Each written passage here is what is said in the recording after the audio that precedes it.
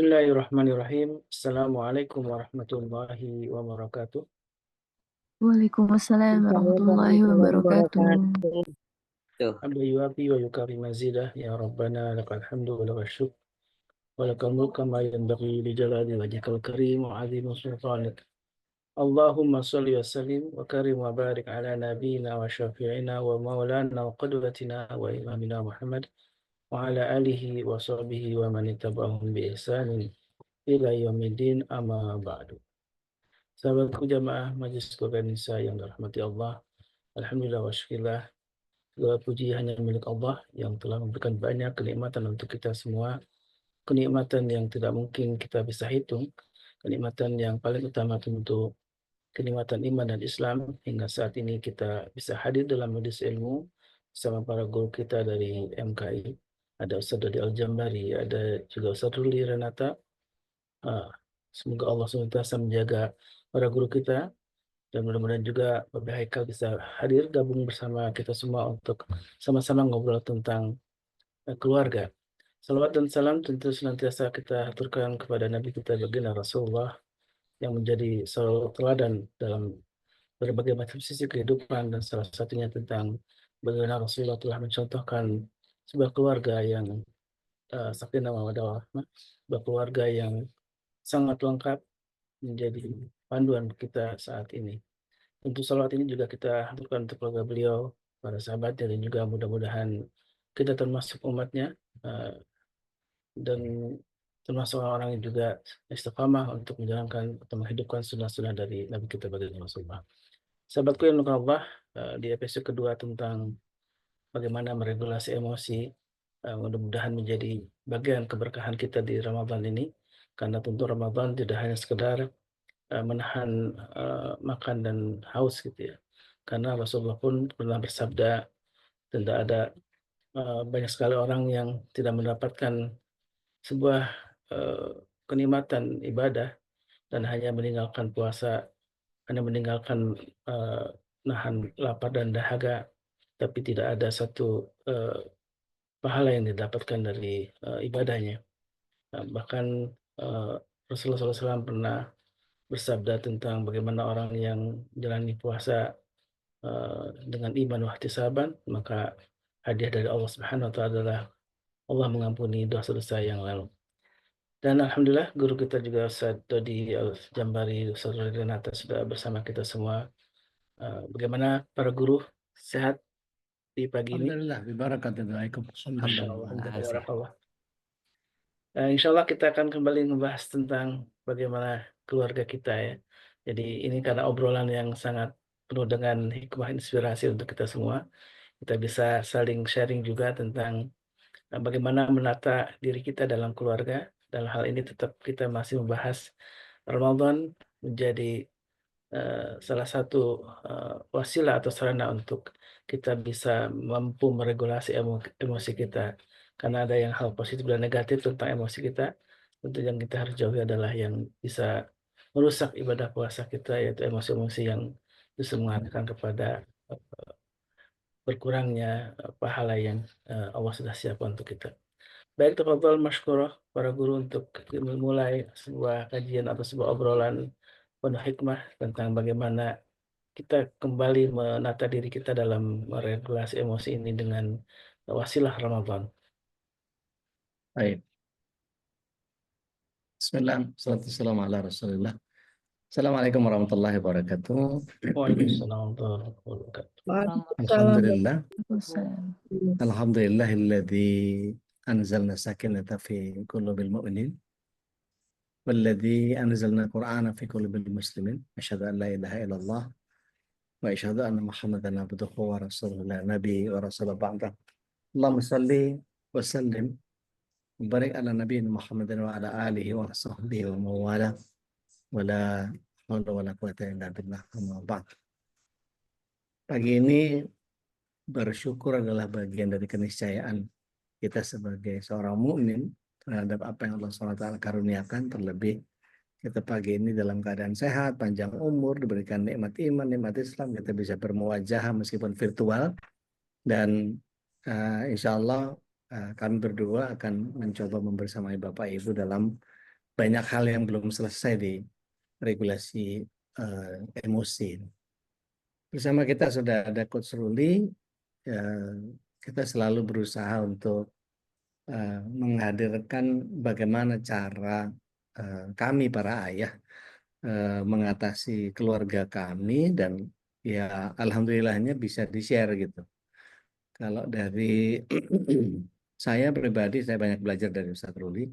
Beliau seorang handwriting analis. Jadi kalau ngelihat orang coret-coret itu langsung ketahuan, langsung ketebak sama beliau. Ini orangnya gini, orangnya gitu, segala macam. Kita kadang-kadang besok kalau perlu di tanggal 15 itu kita kalau perlu siapin tulisannya anak-anak kita, tulisannya bapak ibunya gitu biar biar kelihatan. Di family growth yang pertama kita sudah eh, berhasil membaca beberapa bapak ibu yang tanpa beliau ngomong gitu itu langsung dilihat gitu. Oh, ini udah ketebak, nah, ini gini pasti ujung-ujungnya gitu. Jadi beliau ini eh, eh, kalau buat saya beliau tawaduknya luar biasa. Kalau saya tara mawa duit, kalau beliau tawaduknya tawaduk beneran. Kata sambil duduk, Ustaz. Sehat ya kan? Pangestu alhamdulillah saya. Masya Allah. Masih di Kediri? Mboten dari Jakarta. Masya Allah, Masya Allah. Saya kebayangnya jenengan tadi sahurnya pakai pecel tumpang gitu ya. Wah itu lam toronya itu yang ngangenin. Di sini Nah, itu. susah jadi lam toro. Di sini susah, Ustaz. Tapi Zed, ini bicara regulasi emosi ini Ya, kalau saya ngelihat anak-anak sekarang itu kalau di minimal gadget lah ya. ya, Gadget itu kan jadi penguasa setelah orang tua. Ini ya. banyak orang tua yang tidak berdaya kalau sudah berlalu sama gadget. Bapaknya berusaha untuk ngambil gadget itu bisa di kekurangan ajaran anak itu bisa muncul dengan menepis tangan orang tua. Kan, Ya. loh ini bapakmu loh nak. Ini itu kalau kita saya lihat anak saya lah ya yang mengatur cucunya. Itu dikasih alarm, Ustaz.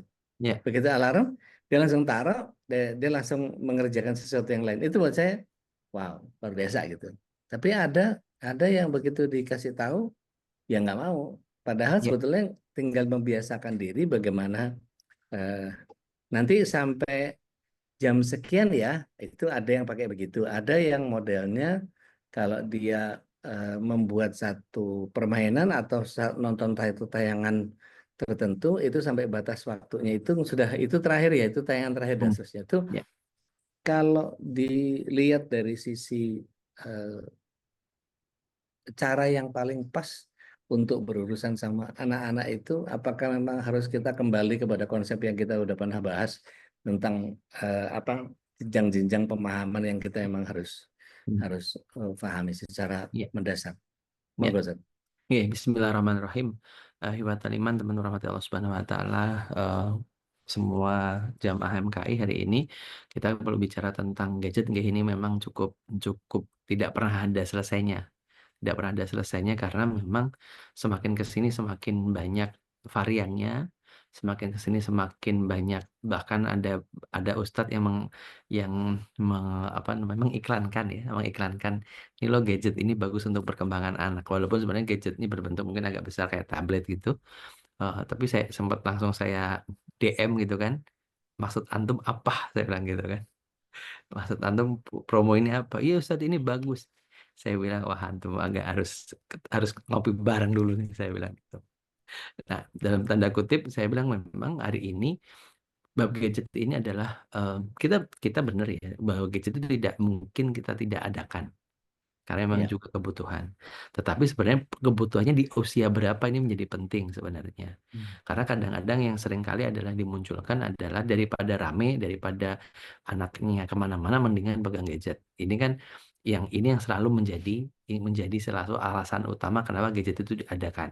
Karena daripada nanti anaknya nggak ngapa-ngapa, kalau nggak pegang sesuatu kan anaknya ini ya.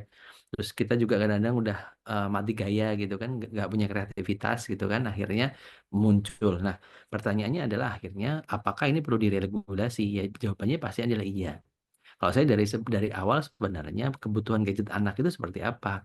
Kalau saya kalaupun harus dibelikan, kalaupun ini dengan catatan tidak ada pilihan lain, belikanlah ukurannya yang paling gede.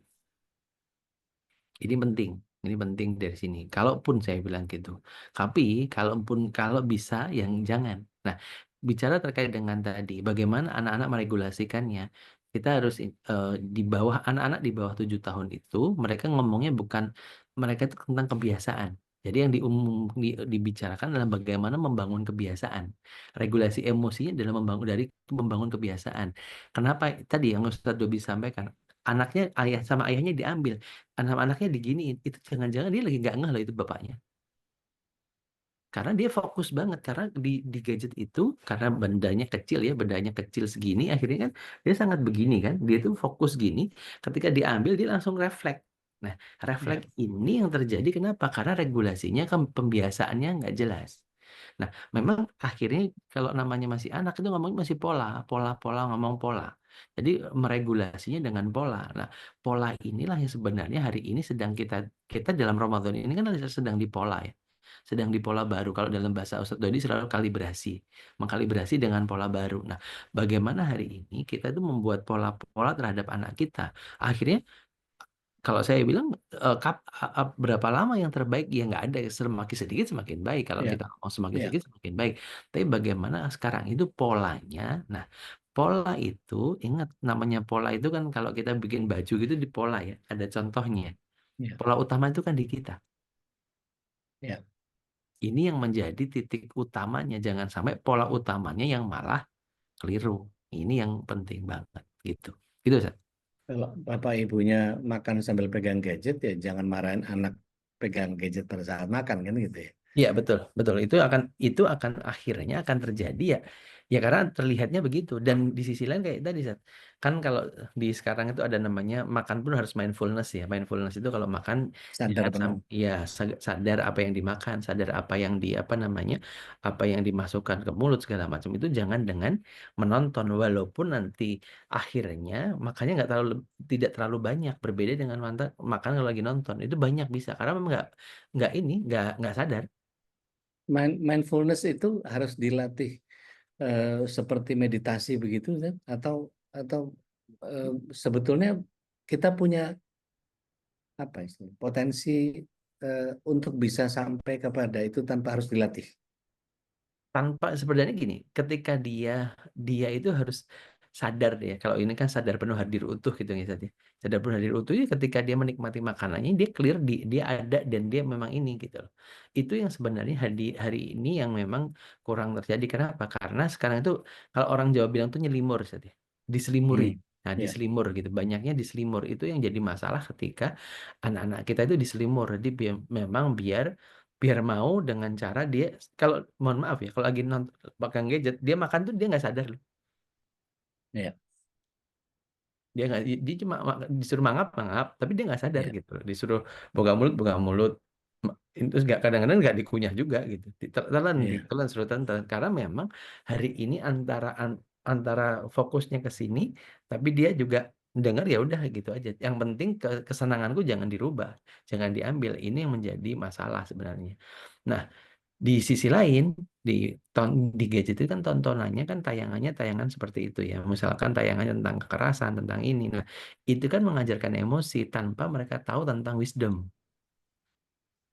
ya, Sedangkan ketika kita di dunia nyata itu tuh ada proses-proses wisdomnya gitu loh. Walaupun masih anak-anak, mereka kan masih 5 tahun 6 tahun, emang mereka paham nih tentang wisdom gitu. Ya mereka itu sudah belajar sedikit-sedikit tentang itu gitu. Walaupun oh aku itu kenapa ayah marah itu karena begini, kenapa ini begini karena begini. ya, Itu ya. sudah mulai mengasosiasikan gitu, Sat. Saya melihat ada pola yang luar biasa yaitu narasi auditif itu. Jadi eh, ketika Allah SWT menyampaikan kepada Jibril, Jibril alaihissalam kepada Rasul Sallallahu Alaihi Wasallam, Rasulullah SAW kepada para sahabat, sahabat kepada para istri, istri kepada anak, itu menjadi satu apa istilahnya, satu kekuatan pendekatan yang sangat luar biasa ketika pendekatan narasi auditif ini menjadi, kalau bahasa kita, kisah ya. Ada Ya, ada banyak kisah tentang macam-macam yang kemudian kalau kalau di zaman eh, Rasulullah SAW itu eh, mujizat-mujizatnya kan bentuknya visual, ya, tetapi kita mendapatkannya secara narasi auditifnya itu ya, lewat lewat kisah-kisah. Jadi kalau misalnya kita tarik Nabi Ibrahim itu, ditampakkan betul betapa eh, api yang panas itu ternyata tidak membakar Nabi Ibrahim.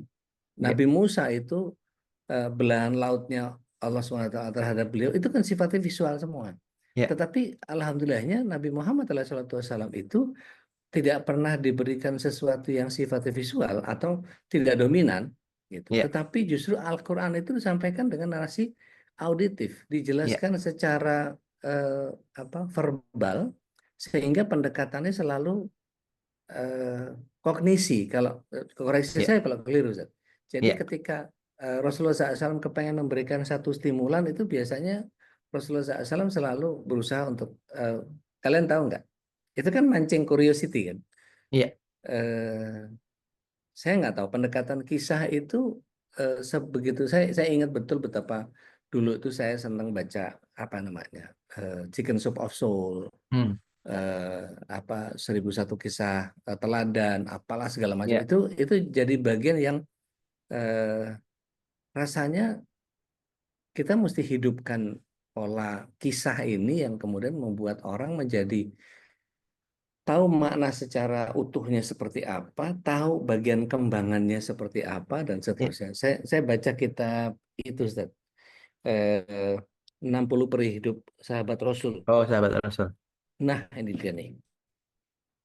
Bukan deh. Ini 60 Kumar. Ada yang Menawar itu Khalil atau yang eh, Khalil? saya lupa mualifnya siapa, tapi dalam eh, terjemahan kitab itu 60 peri hidup sahabat Rasul itu deskriptif, Zat. Ya, Jadi saya nggak lihat ada karya tulis se- melibatkan pembacanya sedalam itu gitu. Jadi hmm, hmm. disampaikan itu eh, di satu sore, malam itu mulai gelap. Terus jadi padahal kalau saya Ya, lihat hadisnya nggak ada ngomong itu loh gitu. ya, Tapi pendekatan itu menjadi kita kayak dibawa larut dulu gitu, dibawa larut dulu ke hmm, situ, baru kemudian itu it feels like uh, we were there gitu. Kita kita ya, menyaksikan betul kejadian itu seperti itu. Jadi ya, eh, buat saya narasi auditif itu jadi lebih lebih ya, punya theater of mind gitu, Seth. ya, ya, Ketimbang ya. ketimbang gadget yang sifatnya Visual. audiovisual. Ya, jadi gini, Zat. Ada dua hal yang berbeda. Kenapa salah satunya ini dalam perspektif hari ini ya, kenapa mukjizat-mukjizat itu bukan visual? Karena memang eh, Rasulullah itu kan diutus untuk sepanjang masa ya. Dalam artian memang dari zaman Rasul sampai ujung akhirnya. Kalau nanti visual seperti zamannya nabi-nabi yang lain itu kan hanya untuk satu kaum dari satu masa saja.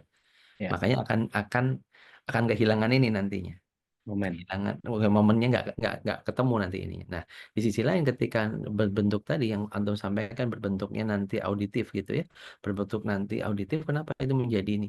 Karena di situ itu ada dua. Yang pertama ada frekuensi emosinya. Yang kedua ada tentang abstraksi, membangun abstraksi. Kalau Ya, dalam bahasa kita theater of mind tadi. Nah, ini menjadi sangat luar biasa dan ini tidak bisa muncul ketika di layar-layar datar gitu. Layar datar itu tidak bisa apa namanya? Tidak ganti. bisa mentransfer itu. Bahkan hari ini ya kalau bahasa ini ya hari ini kalau kita ini kadang-kadang nonton, mohon maaf ya, misalkan kita ada novelnya Kang Abik misalkan, Ya, ada suara apa ya?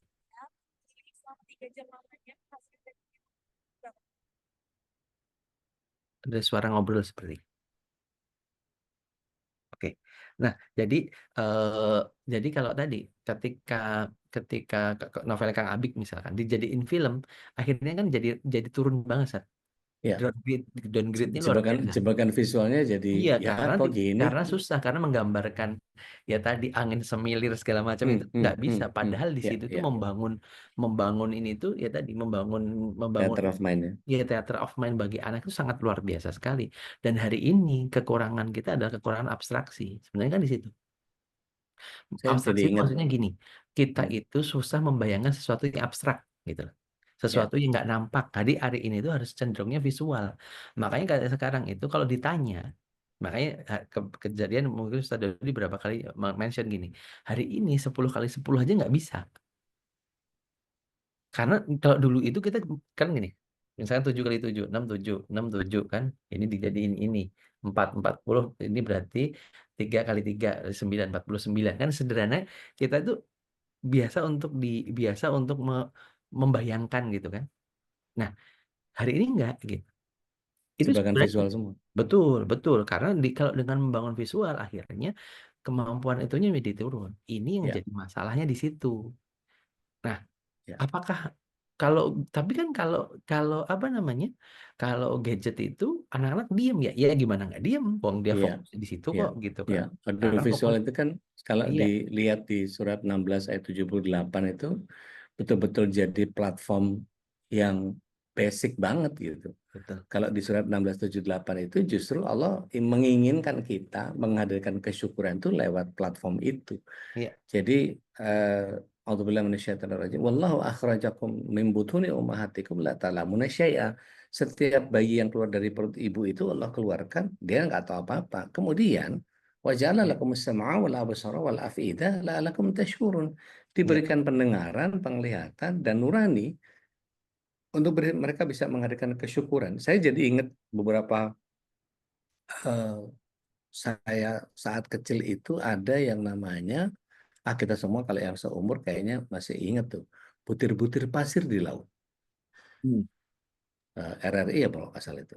iya, Terus apa Saur Sepuh, Sandiwara Radio Saur Sepuh. hmm, Terus Brahma Kumbara sama Lumpuh Lampahnya, sama Mantilinya, sama itu kan iya, jadi bagian yang ditunggu loh sama banyak orang itu, cuman sekedar itu. Tapi begitu dijadikan sama TPI Brahma Kumbaranya yang jadi itu ternyata si siapa Ferry Fadli gitu ya, iya, kok cungkring, maksudnya kebayangnya itu akan bangun gitu yang gede iya, yang iya. tekel Gede apa tinggi segala gitu macam, oh, kan. gede Iya. tinggi gagah gitu.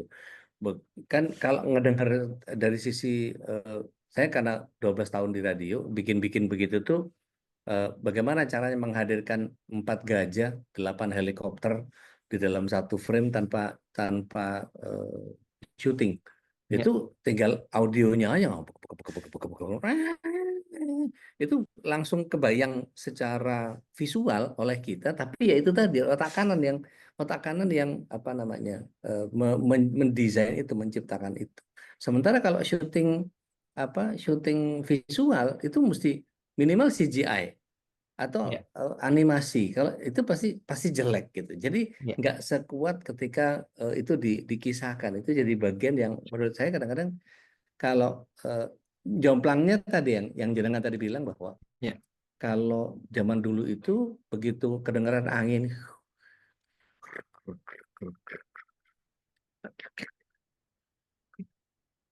di sana, tujukan jalan kepada Pala. Sampurasun, rampes, itu ngobrol yang kemudian padahal kalau apa istilahnya, eh, saya pernah ngelihat ada seorang guru TK iya. menggambarkan tentang Nabi Musa itu kehilangan manhood-nya karena yang cerita ibu-ibu. Mhm.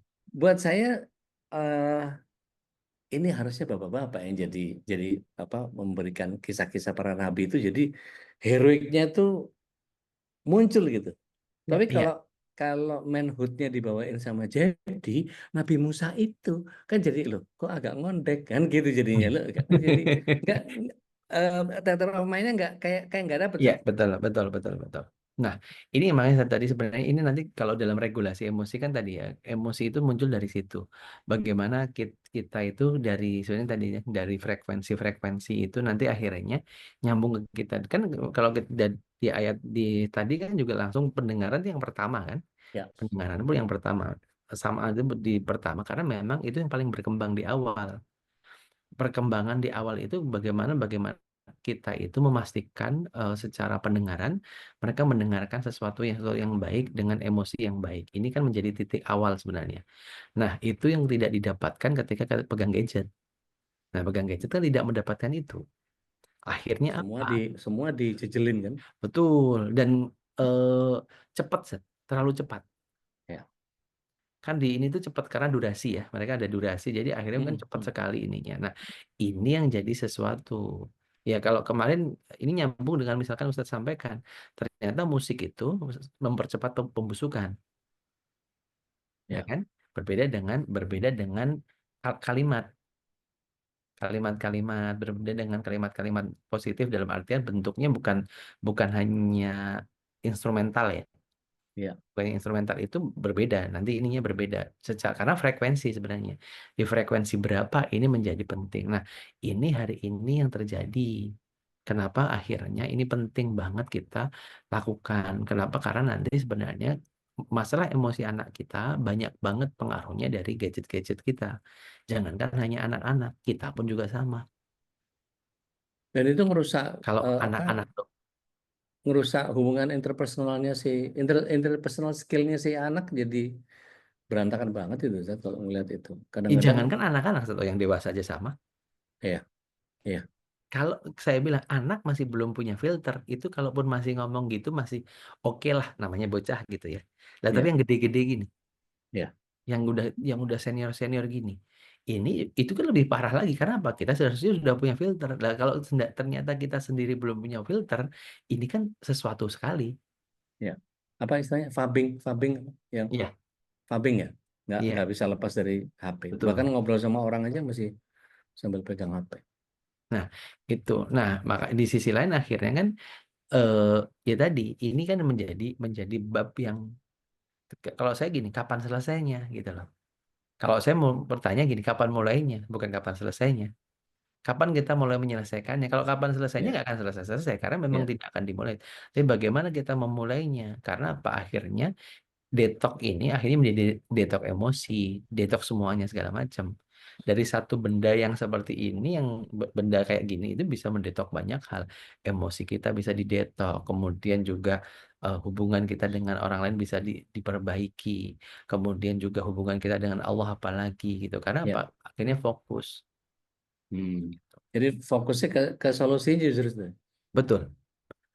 Jadi kalau pertamanya kapan kita bisa memulai itu. Nah sebenarnya kembali lagi kalau yang tadi satu kali sampaikan ini tuh Ramadan ini mau kita itu dimulai dengan sesuatu yang baru, sesuatu yang baru banget, sesuatu yang apa namanya, yang menjadi uh, kita mengenalkan lah saya bilang ya, mengenalkan kembali, mengkalibrasi kembali hubungan-hubungan kita. Sekarang kan sederhana bahwa ketika sahur misalkan makan sahur itu saya apa namanya ya sampai sekarang saya pikir ya masih sekarang kalaupun rata-rata ya makan satu barengan itu kan akhirnya apa?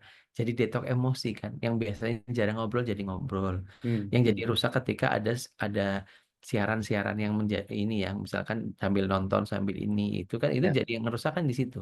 Nah, itu bagaimana hari ini kita kembalikan lagi suasana Ramadan itu kayak kayak eh, covernya Kongguan gitu loh. Ngobrol Ya. gitu walaupun bapaknya belum datang gitu ya gitu. Bapaknya motret tuh, Zat. Oh, bapaknya yang motret Iya, ya, bapaknya bapaknya motret. yang motret. Dan yang jadi seru itu ketika sekarang itu eh, anak-anak kita itu terbiasa untuk menjadi individual. Ya, Eh, Buat saya jadi nggak terlalu menarik obrolan sama bapak sama ibunya karena dia sambil ngutak di handphone itu seolah-olah kalau anak kuliahan itu sudah harus pegang gadget dan dia tidak bisa terlepas dari itu karena komunitinya itu ada di situ. Sementara tugas-tugas sekolah juga kadang-kadang suruh bikin YouTube, suruh bikin reels, suruh bikin apa macam-macam, sehingga mereka sangat tergantung dengan mesti ngedit video pakai CapCut, mesti main Canva untuk bikin presentasi. Jadi ketergantungan itu di satu sisi memang perlu ya kita gitu. Tapi eh, balik lagi meregulasinya kadang-kadang kita kehabisan Ya, akal untuk kemudian mau masuk dalam dalam pola itu. Padahal sebetulnya dia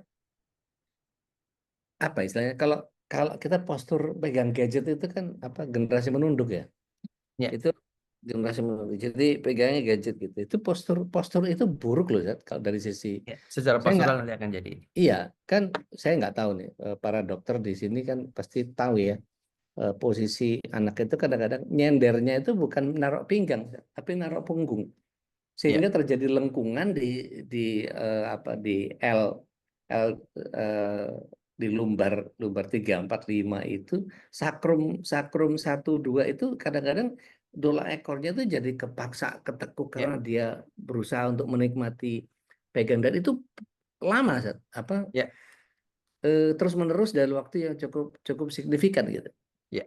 Nah, saya mau ini saat kemarin tuh ada dokter dokter Faisal sempat sempat ini ya di apa storynya beliau sempat beliau buat ini buat semacam survei kecil-kecilan gitu terkait dengan bagaimana menjaga mood ketika Ramadan.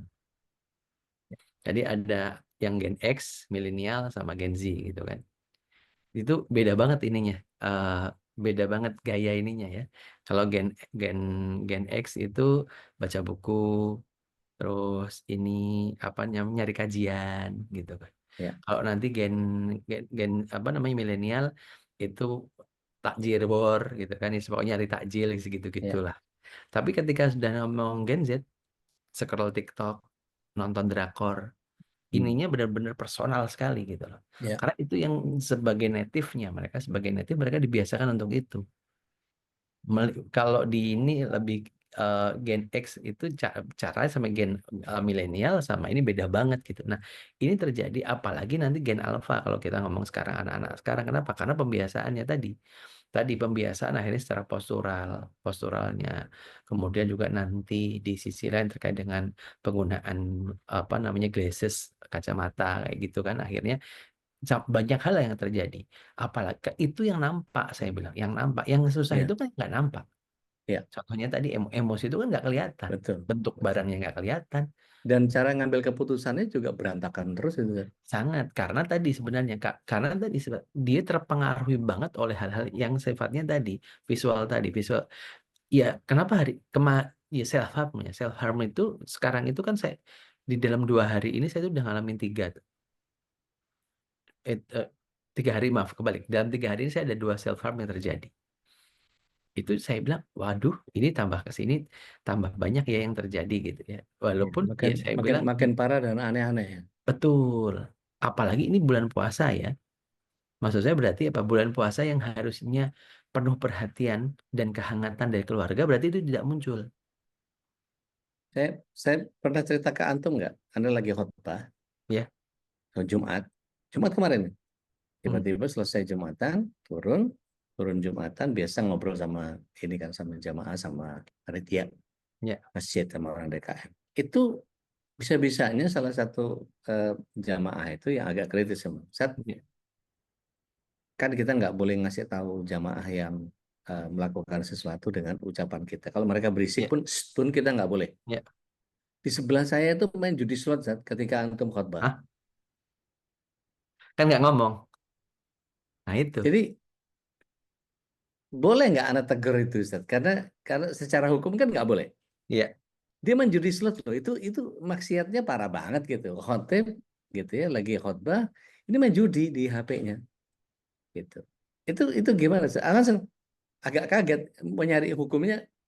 Ya udah jelas lah itu kan gitu ya. Mestinya ya secara secara de jure gitu ya. Teorinya adalah nggak boleh gitu ngasih tahu orang. Tapi kalau udah judi maka bagian yang kita harus berikan paham bukan dianya, keluarganya.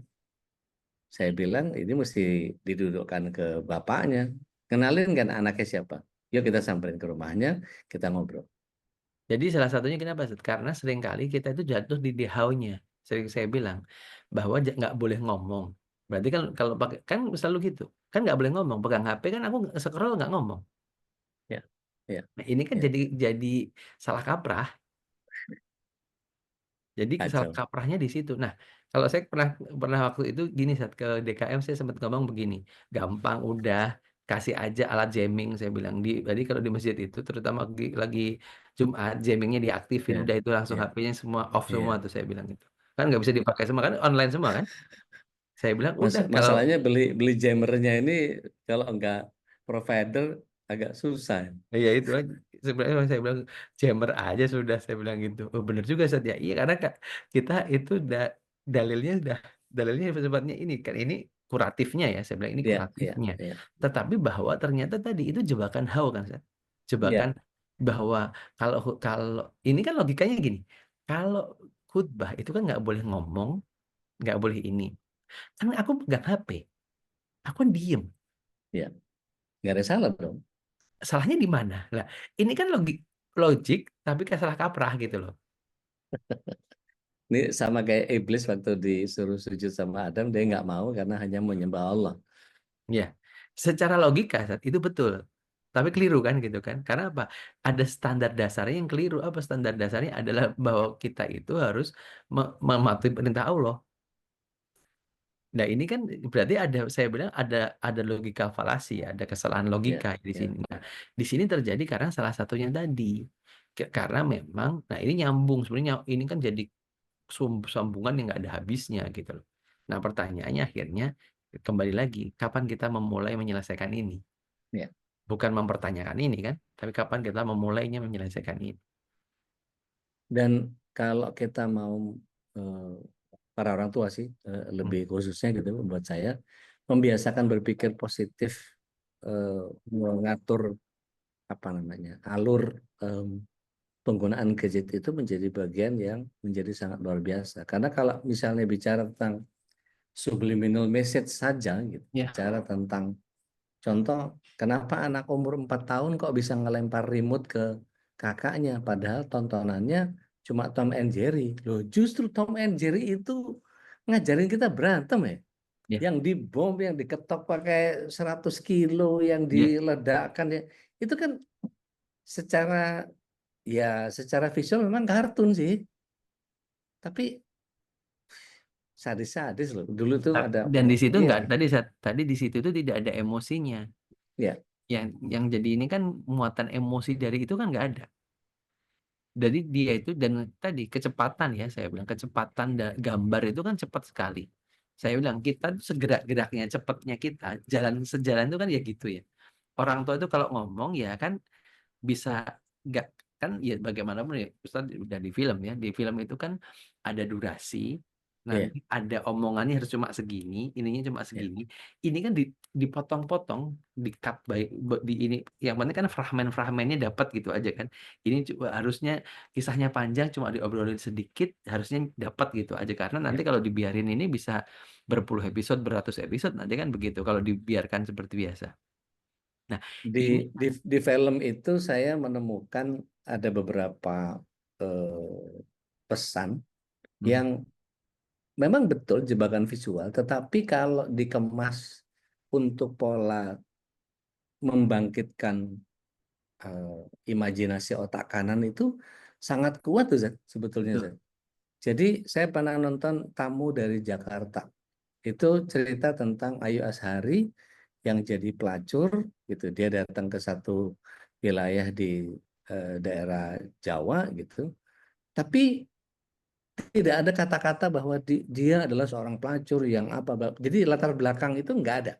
ya Ngomongin soal itu nggak ada. Tapi kameranya bicara banyak, Ustaz. hmm, Kameranya cuma shot ke satu meja rias, ya gitu. Terus tiba-tiba eh, bedak diambil dari hmm. situ. Jadi cuma muncul tangan aja, kelihatan tangan gitu. Terus kemudian diambil bedak, habis itu ngambil lipstick.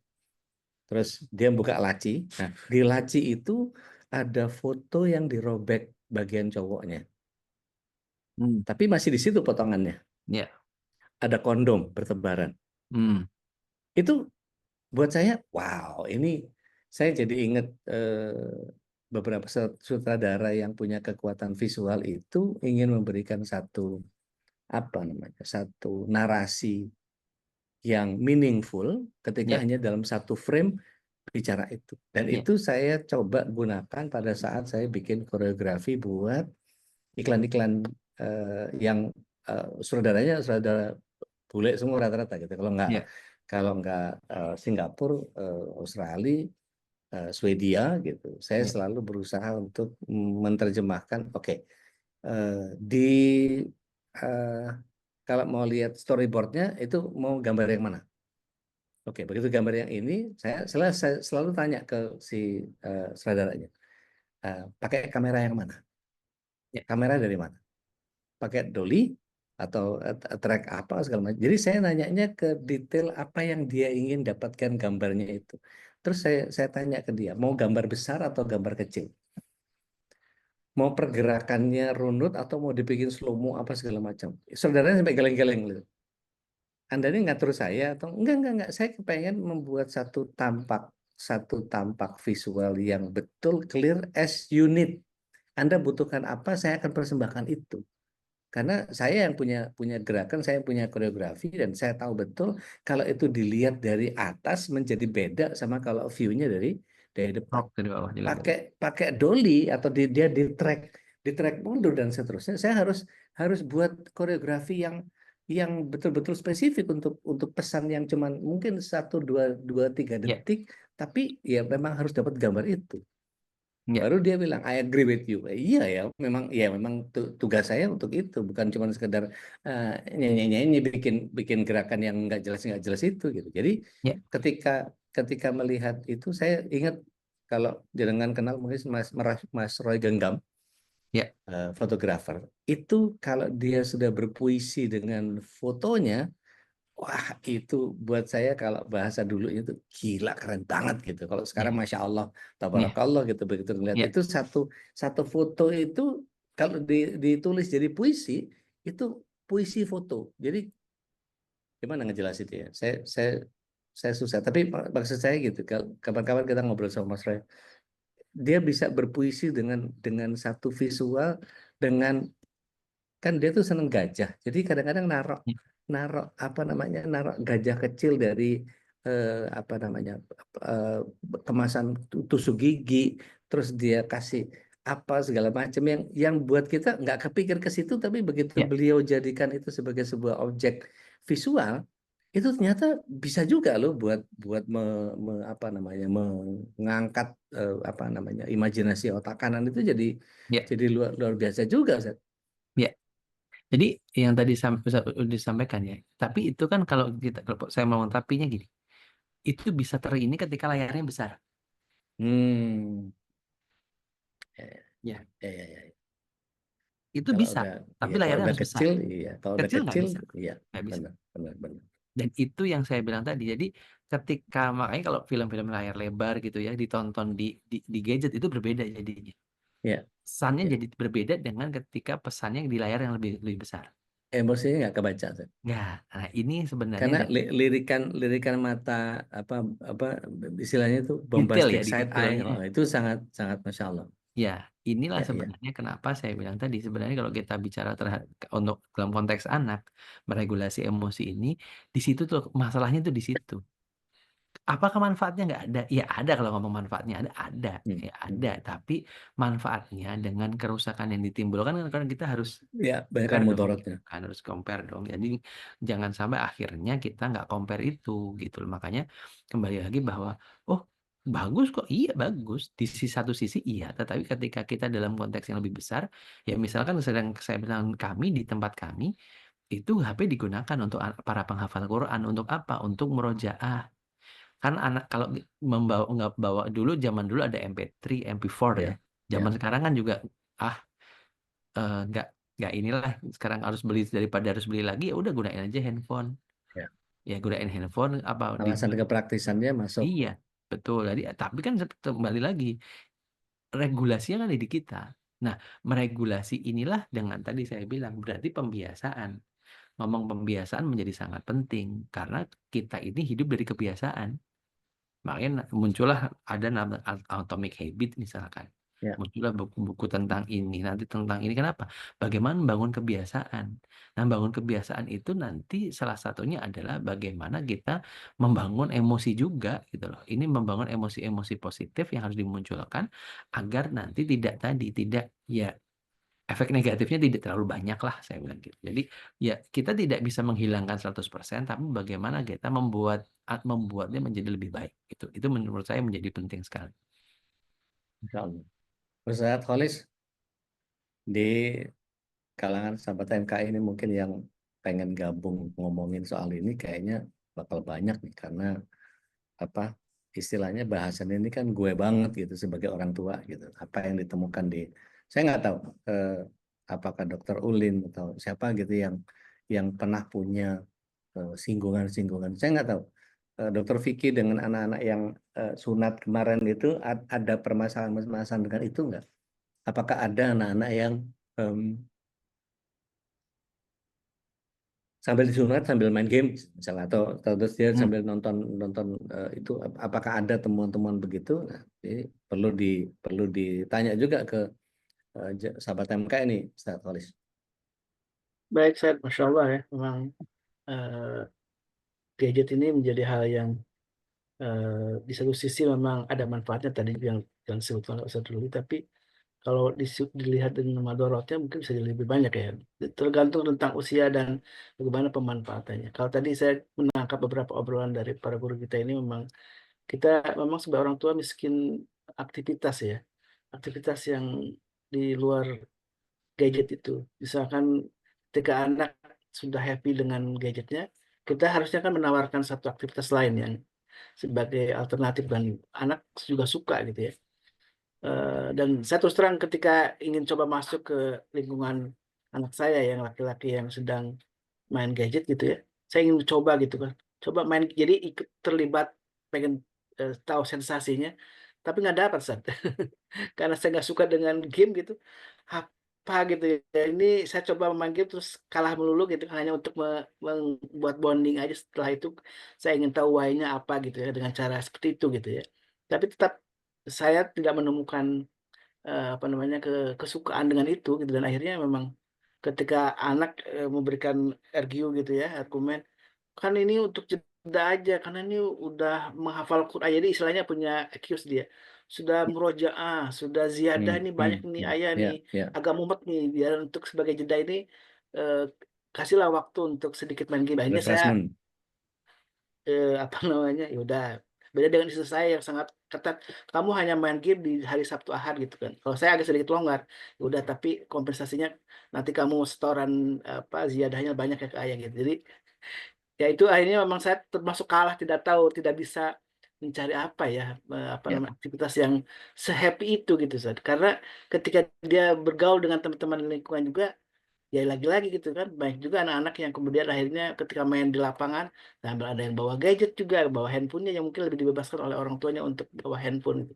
Itu yang Ya. jadi problem bagi saya secara pribadi, ketika tidak ada satu frekuensi di lingkungan komplek itu ya, bagaimana meregulasi tadi ya dalam hal pemanfaatan gadget. Baik, kayaknya juga mungkin ada jamaah juga yang ingin sharing misalnya, yang mungkin anaknya yang masih punya Tafadhal, masykur. usia-usia SD atau mungkin juga SMP, karena eh, gadget sebagai sarana untuk beregulasi emosi pun itu banyak yang juga dimanfaatkan oleh anak-anak kita ya, dengan rentang usia yang mungkin juga tingkat SD, tentang SMP, SMA juga mungkin ada cara-cara yang eh, bisa jadi berbeda gitu ya. Silakan jamaah, masih ada waktu kita untuk ngobrol, sharing dari jamaah yang lain. Dokter Uli bisa sharing nih, putrinya kan sudah menginjak remaja ya. Nah, Assalamualaikum. ini punya kisah-kisah seru tuh berkait sama itu tuh, kan beliau pendidik juga tuh. Bu Nina ya. Enggak, Nina yang di Dan ini insya Lampung. Allah saya Juni ke Lampung. Family Group di Tuh, Lampung Juni. Masya Allah. Wah, ketemuan ya Ustadz. Siap, insya Allah.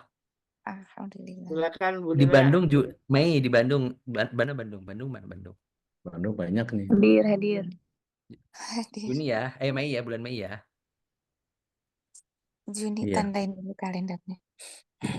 Mei saya mungkin juga maybe yes, maybe no. Nah itu kalau itu agak berat kalau itu.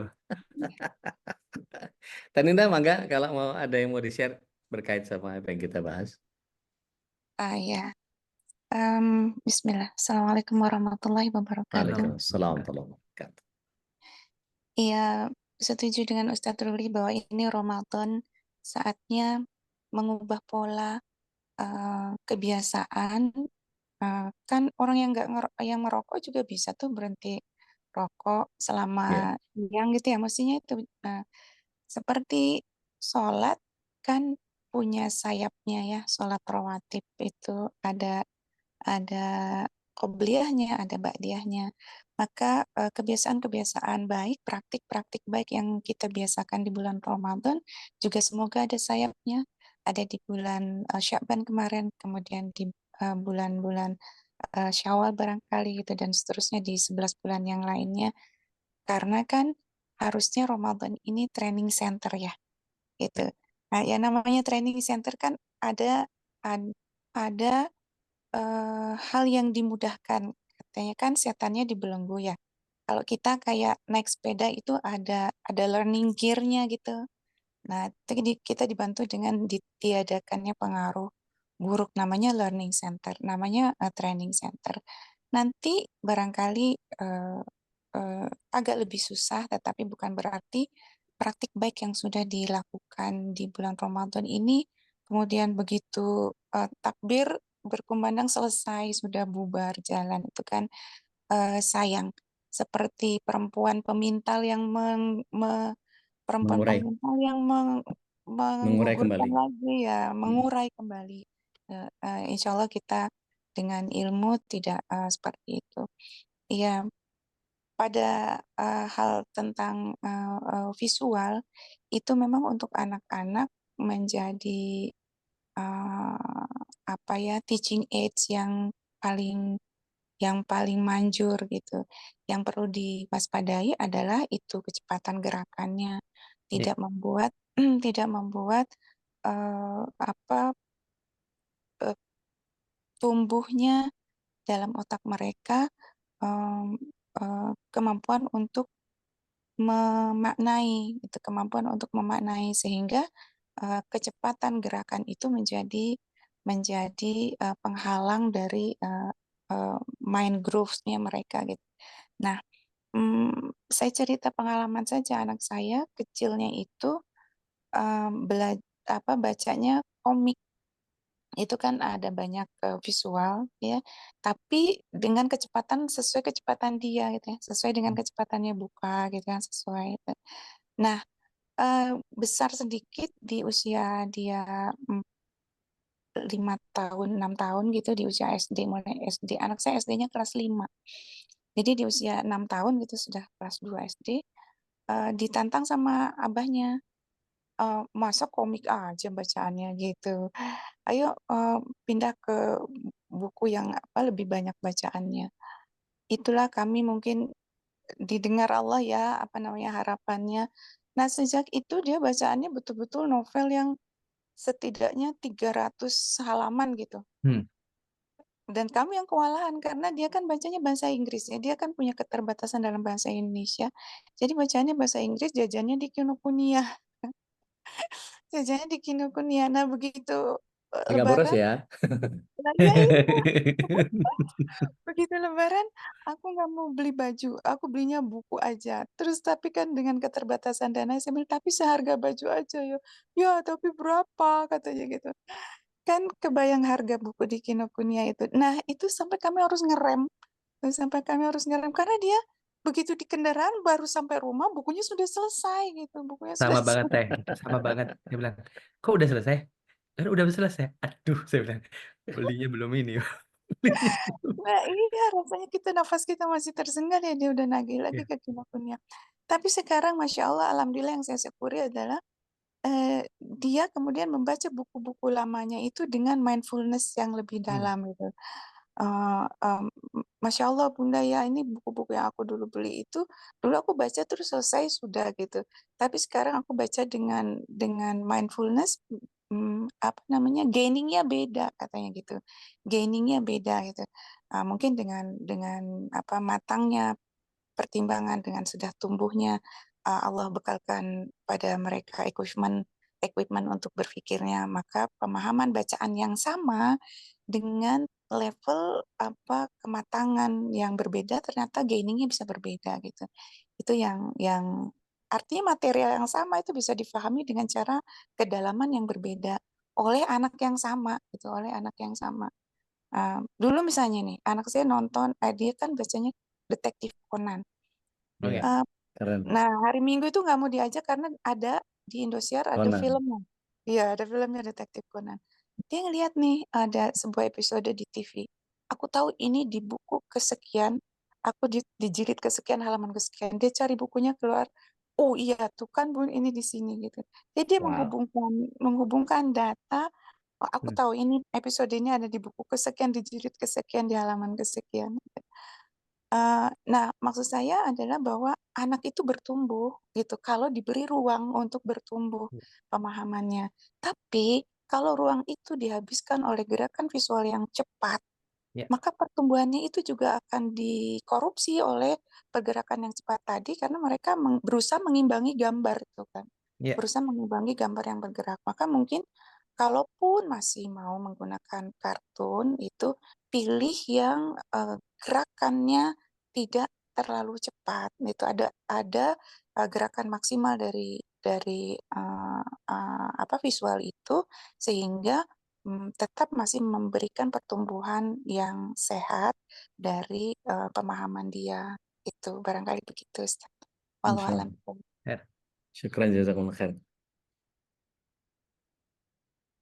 Ya, Iya. tapi yang disampaikan oleh Tenina memang ya itu kenyataan, ya, ini yang terjadi saat katanya memang eh, anak itu sering saya bilang kalau sudah di booster dia sudah dapat dia itu akan sangat itu sudah sangat akan cepat, makanya tadi ya jadi ketika dia dipantik dengan buku dan dia sudah di ini ya dia akan cepat sama dengan menghafal pun sebenarnya sama selama dia itu sebenarnya tadi memang curiosity-nya dibangun gitu kan. Nah hari ini curiosity-nya tidak dibangun tapi selalu di di selalu dapat curiosity juga udah nggak dapat sebenarnya dan dia Cekoki. iya. Mhm. Jadi ini yang menjadi sesuatu yang menurut saya yang akhirnya merusak tadi dan yang sampaikan tadi tadi kecepatan visual itu tidak diimbangi dengan kecepatan penerimaan terhadap emosinya. Ya, Karena yang dibutuhkan adalah tadi apa namanya nanti habis ini pencernaan. ya habis ini apalagi nah padahal kalau dalam hari ini kita konteksnya emosi, nah bagaimana hari ini yang paling penting ke anak itu bukan visualnya nyampe tapi emosinya nyampe apa enggak, frekuensi emosinya itu yang jauh lebih penting daripada visualnya gitu loh, itu yang menjadi lebih lebih lagi gitu. Ya, Insya Allah. Baik.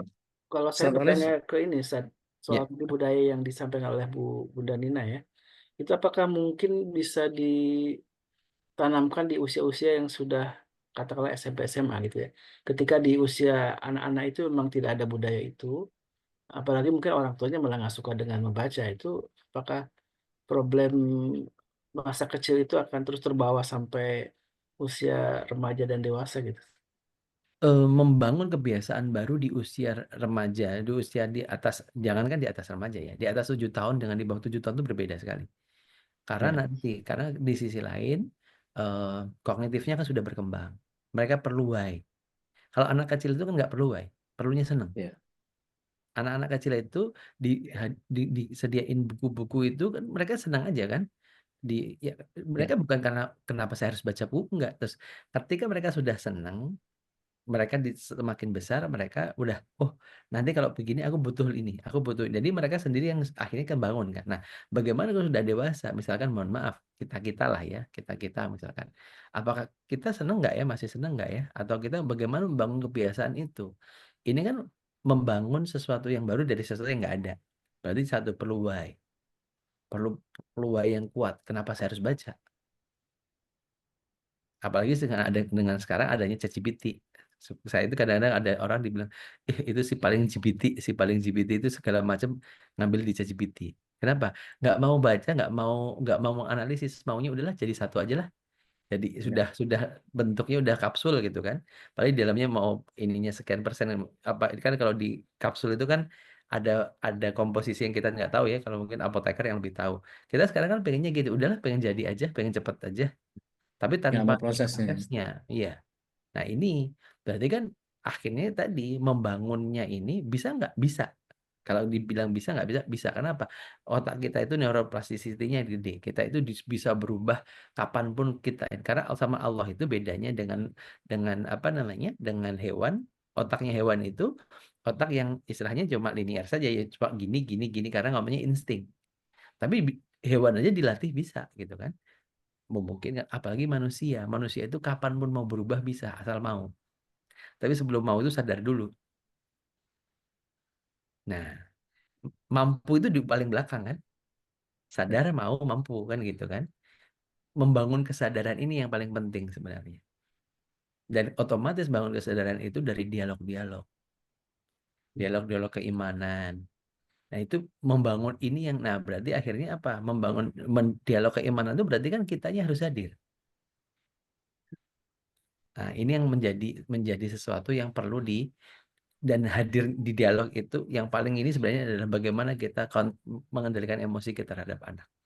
Bukan pada kontennya, saya sering lihatnya masalahnya bukan di konten, tapi di emosi kita.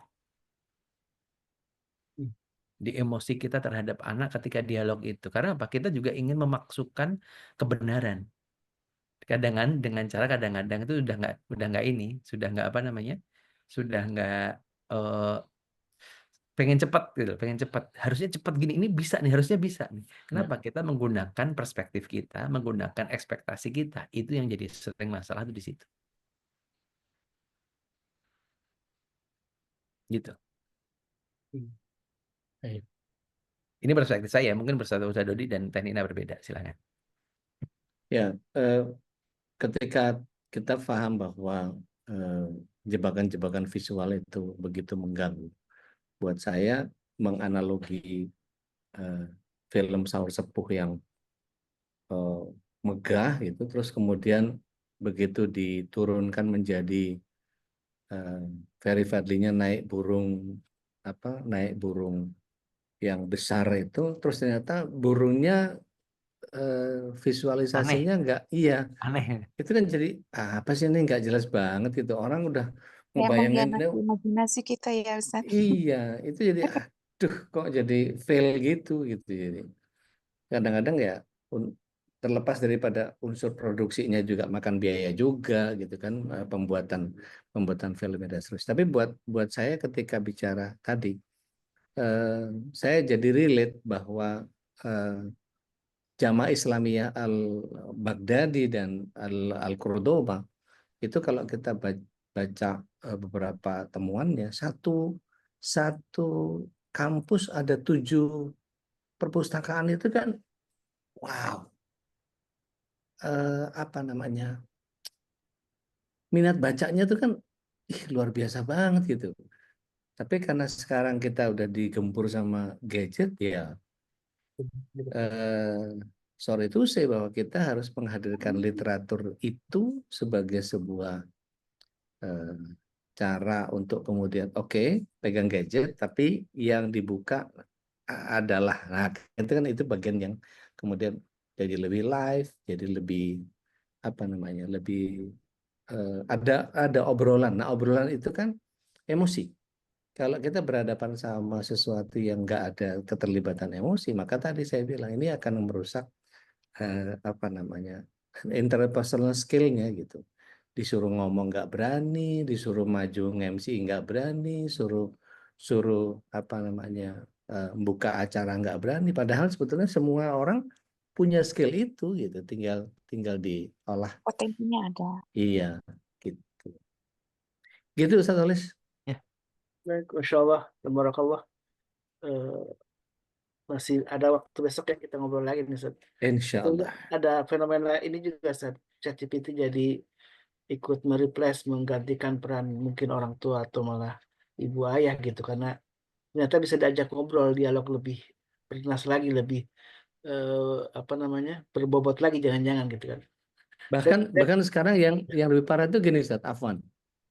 Eh, untuk yang jomblo itu bahkan ada AI yang bentuknya kita bisa milih perempuan yang rambutnya warna apa, hidungnya kayak apa, matanya kayak apa, lipstiknya kayak apa, bodinya kayak apa, mau ngobrol soal apa, itu dia bisa ngeladenin.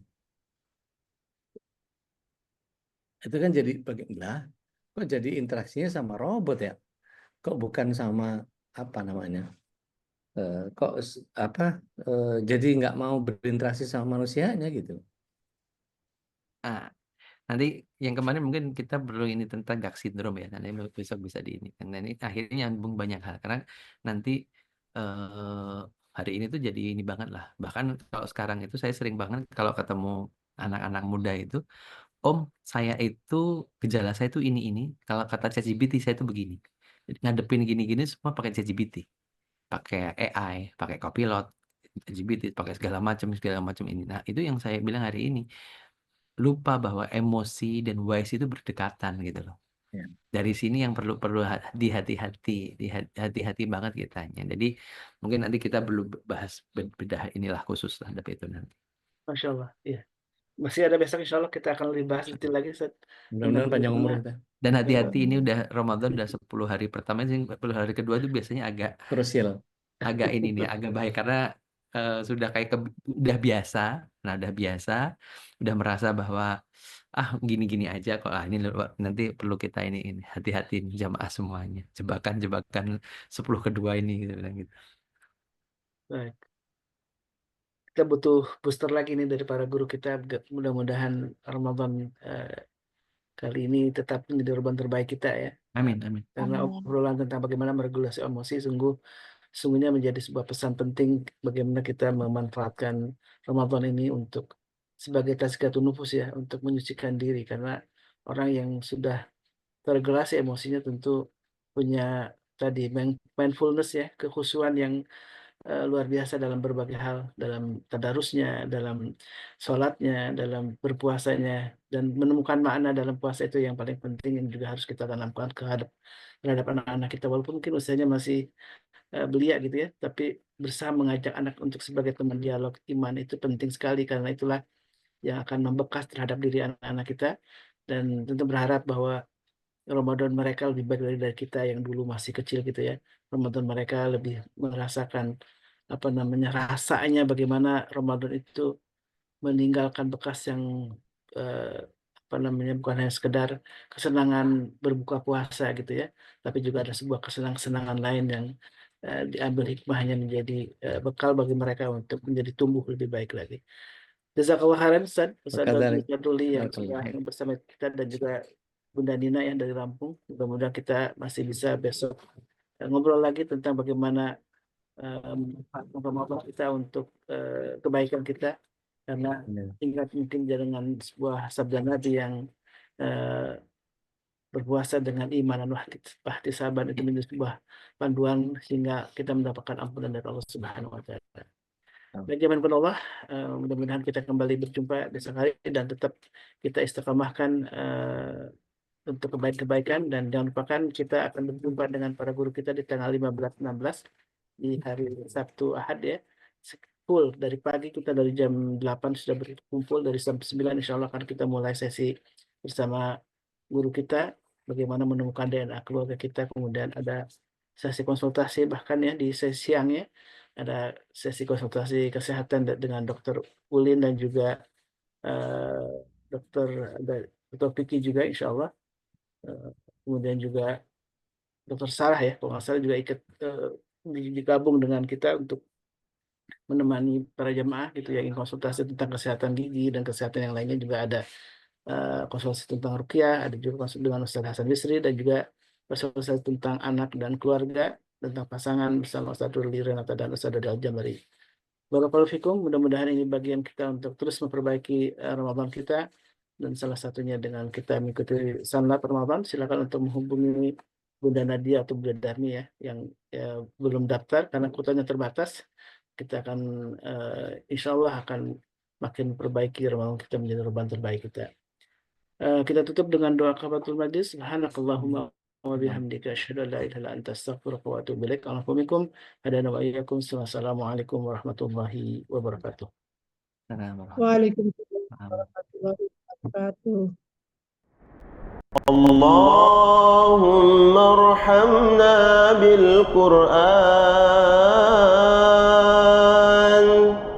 واجعله لنا إماما ونورا وهدى ورحمة. اللهم ذكرنا منه ما نسينا وعلمنا منه ما جهلنا وارزقنا تلاوته آناء الليل وأطراف النهار واجعله لنا حجة يا رب العالمين.